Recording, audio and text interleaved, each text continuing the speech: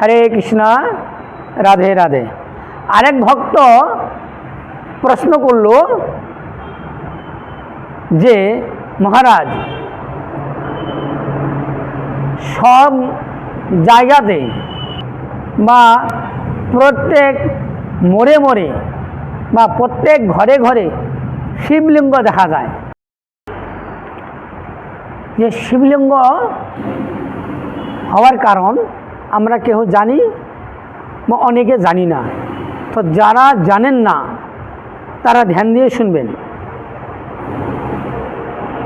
যে সতী দেহত্যাগের পর, সতী যখন দেহত্যাগ করে সতী দেবী নাই, চলে গেছেন, সে শোকে তাপে জর্জরিত হয়ে দুঃখে মহাদেব উলঙ্গ হয়ে এদিক ওদিক ঘুরে বেড়াচ্ছে পাগলের মতো।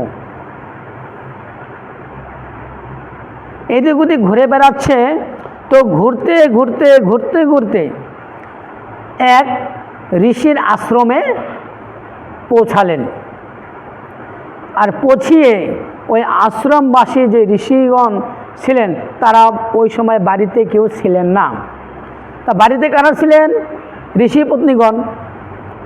আর ঋষি পত্নীগণের সামনে মহাদেব উলঙ্গ হয়ে নেচে নেচে মা ভিক্ষাং দেহি, মা ভিক্ষাং দেহি চাচ্ছে।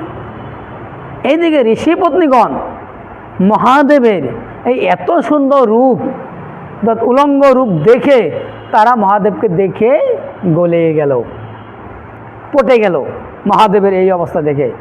তাই ঋষি পত্নীগণ কি করলেন? ঋষি পত্নীগণ মধ্যাহ্নকালীন ভোজন করবেন তার জন্য নদীতে স্নান করতে গিয়েছিলেন, তীর্থে স্নান করতে গিয়েছিলেন।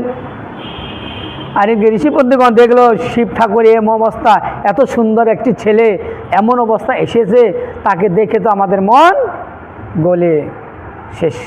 তাই তারা কি করলো? মহাদেবকে দর্শন করা মাত্রই তাদের স্বামীর কথা ভুলে শিব ঠাকুরকে ভিক্ষা দিলেন। শিব ঠাকুর চলে যাচ্ছেন, ঋষি পত্নীগণও শিবের পিছনে পিছনে চলে গেলেন। শিব ঠাকুর আগে আগে, ঋষি পত্নীগণ পিছনে পিছনে। আর এইদিকে ঋষিরা বাড়িতে এসে দেখে ঋষি পত্নীগণ নাই। কোথায় গেল? এই ঋষি পত্নীগণকে খোঁজার জন্য, অন্বেষণ করার জন্য ঋষিরা ছুটলেন। এই ছুটতে ছুটতে দেখতে পেলেন মহাদেব আর মহাদেবের সঙ্গে তাদের পত্নীগণকে। পত্নীগণকে যখন দেখতে পেলেন তখন ঋষিরা মহাদেবকে অপমান করতে লাগলেন। হে মহাদেব, তুমি একজন মহাদেব, আর তুমি এই জঘন্য কাজ করলে, তুমি উলঙ্গ হয়ে আমাদের পত্নীগণকে অর্থাৎ পর স্ত্রীকে হরণ করে নিয়ে যাচ্ছ। ছি, এই না তুমি ভগবান, এই না তুমি শিব, তোমার এই ধরনের চরিত্র। এই ধরনের শিবকে অনেক বকাবকি করলেন। কিন্তু শিব ঠাকুর একদম চুপ, একটা কথা বললেন না। কেন? শিব ঠাকুর তো আর পত্নীগণকে বলে না তুমি আমাদের সঙ্গে চলো। আর শিব ঠাকুর এদিকে আবার চিন্তা করছে, এত সঙ্গে এতগুলো বউ পাইলাম, আর কি যা বলছে বলুক, দরকার নাই। ঋষি পত্নীগণ দু একটা কথাই তো বলছে, বলুক না কেন, বউ তো পাইলাম এতগুলা।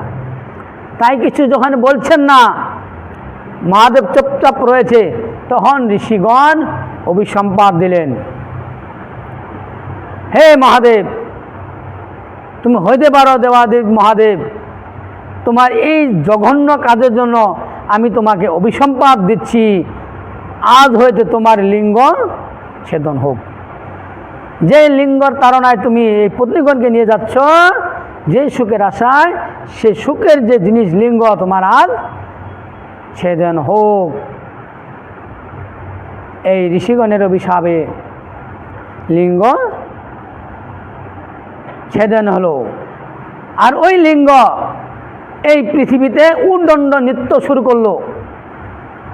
লিঙ্গটি যে কেটে পড়ে গেল, সেই লিঙ্গটি উদ্দণ্ড নৃত্য করতে লাগলো।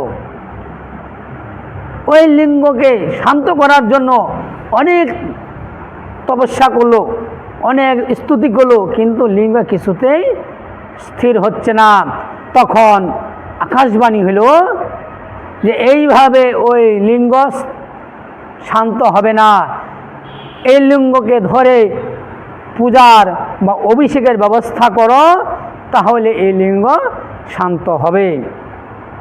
এই আকাশবাণীর কথা শুনে সমস্ত ঋষিরা বা ঋষিপত্নীগণ বা সাধারণ মানুষ এই লিঙ্গকে প্রতিষ্ঠা করে স্থাপন করে সেখানে দুগ্ধ দিয়ে, মধু দিয়ে, শর্করা দিয়ে, ঘি দিয়ে বা বেলপত্র দিয়ে, ধুতুরা ফুল দিয়ে অভিষেক করলেন, পূজা করলেন। তখন ওই লিঙ্গ ঠান্ডা হইল। ওই যে তখন থেকে আজও শিব ঠাকুরকে প্রসন্ন করার জন্য আজও ওই লিঙ্গের পূজা করা হয়।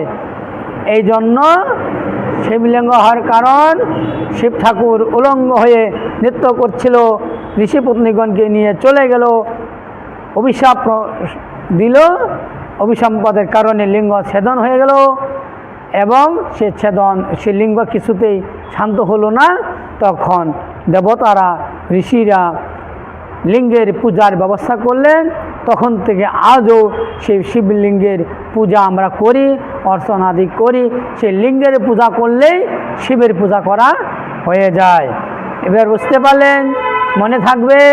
হরে কৃষ্ণ, রাধে রাধে।